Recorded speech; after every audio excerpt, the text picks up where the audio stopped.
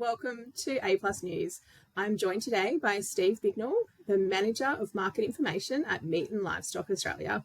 We're here today to talk about the release of the Beef Producers Intention Survey. Steve, can you tell us a little bit about what the survey has shown?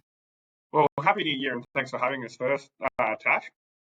Jumping into what the Beef Producer Intention Survey is, it's a survey of over 3,500 beef, grass-fed beef producers nationally. We do it 3 times a year. And what we get from that data is we get sentiment of producers, so how they're feeling about the next 12 months, when they're likely to make sales, the breakdown of the demographics of their herd, and what's driving their decision making. So if they're looking to expand or reduce their operations, what are the key drivers? And then we get a range of data points, around branding rates, calf drops, and the likes. Fantastic. So a really extensive survey and across quite a big group of farmers as well. Have those numbers have increased last year slightly as well?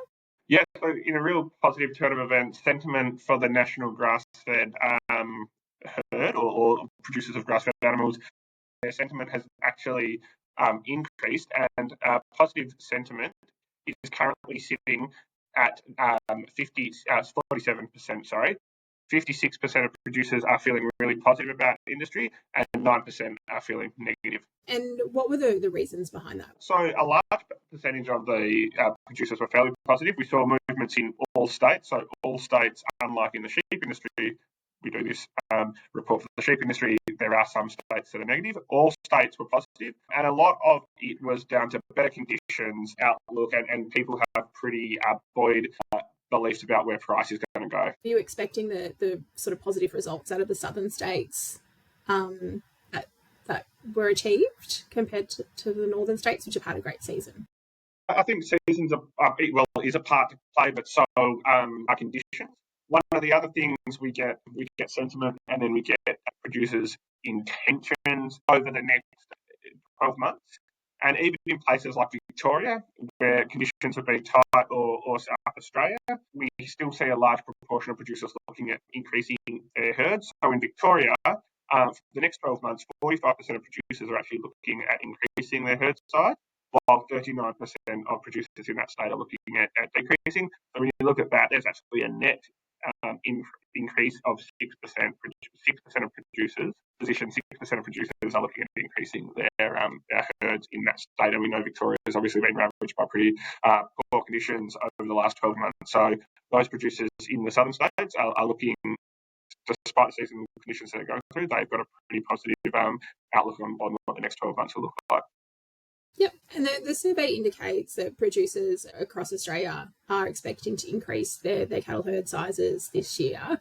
What were the main driving factors behind that? So we sort of got 3 key points on why producers were looking at improving. One of them, they can give a range of responses when answering that question of why they're looking at increasing their herd size. And first one was they're looking at restocking, so conditions, so that they have grass that's available on their current farm, and they're looking at restocking their stocking rate.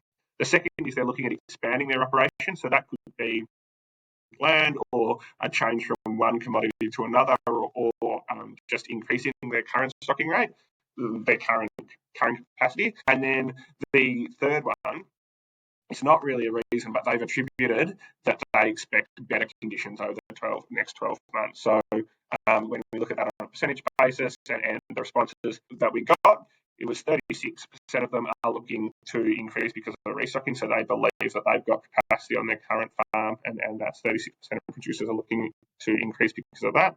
30% are looking to increase because of they're expanding their beef operations at the expense of other commodities or growing their farm size, and 26% are being driven by good conditions over the next 12 months. Fantastic. That's great. And anything else that the survey can tell us about sentiment or intentions in the beef industry?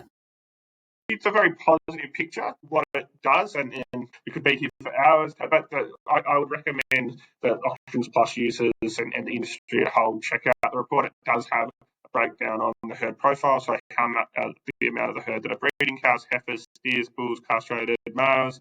It looks at the different breeds and splits them out north and south, so you can actually see and that's quite poignant for. Plus, you can actually see the breakdown of breeds and the number of animals of each breed being run in northern and southern Australia. So, and it also does the branding rates. So you can see on a state basis in the north, south, the different branding rates of both heifers and older breeding cows.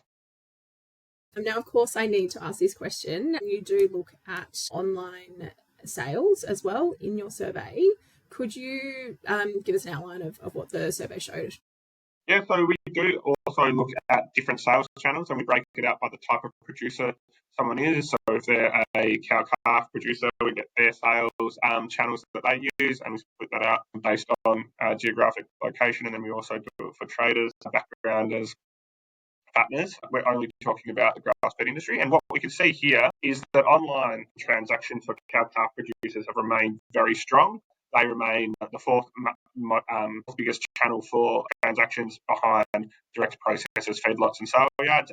There's extreme growth. There has been extreme growth, and there is extreme use of online platforms for southern producers. It's around 5% of all transactions are through the online platform. Fantastic. Excellent. Thank you. Thanks, Dad.